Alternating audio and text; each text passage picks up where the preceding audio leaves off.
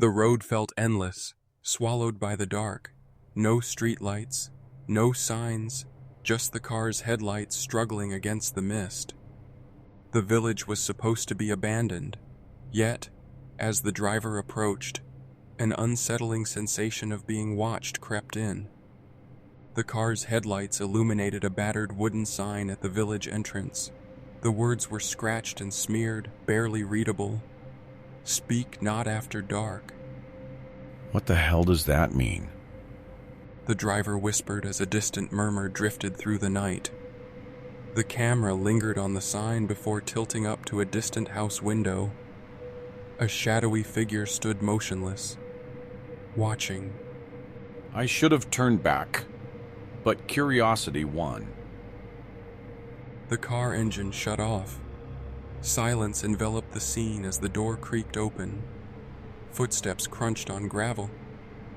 Then, nothing. Not a single sound. No birds. No wind. Just silence.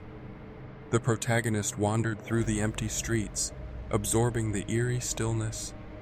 It looked like everyone had left in a hurry. But why? A faint creaking noise broke the silence, drawing attention to a rusted swing moving without wind. That's when I found it. A small, general store. Inside, the store was dark, and the shelves were covered in dust.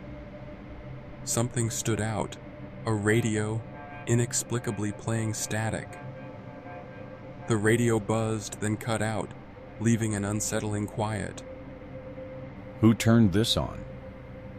The protagonist spun around at the sound of a whisper, almost right next to their ear. "You shouldn't be here." They saw nothing, but on the dusty floor, a trail of fresh, wet footprints led into the back room. But the floor was dry. The protagonist shone the flickering flashlight over the scattered papers. The headline of an old, yellowed newspaper made their stomach drop. The town that spoke and vanished. No bodies, no struggle, just gone. A faint scratching noise came from the walls, adding to the tension. The flashlight revealed deep claw marks on the walls, looking disturbingly fresh. Something was here. A voice, distorted and layered, whispered from behind. "You spoke. It hears you." Turning slowly, a tall, twisted figure stood in the doorway. It had no eyes, only a gaping mouth, open, listening. It had no eyes, only ears. The creature twitched unnaturally and lunged. The protagonist ran, heart pounding as the entire village seemed to come alive. Their phone buzzed, a message from an unknown number. Don't turn around. I shouldn't have looked. A deafening silence followed. Then, a massive shadow engulfed the frame. The creature was right behind, its mouth stretched impossibly wide, as if screaming, yet no sound came out. It doesn't make a sound. It only listens. Heavy breaths filled the air as a clawed hand reached out. The protagonist slammed the car door shut just in time.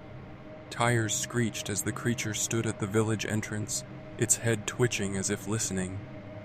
It follows. The protagonist barely made it out, but couldn't sleep that night. When sleep finally came, they woke to a sound in the room. A faint, distorted whisper was right next to their ear. "You spoke." A slow pan to the dark corner of the room revealed a shadow moving. I think I brought it back. A long, drawn-out breath filled the silence. "Silence won't save you."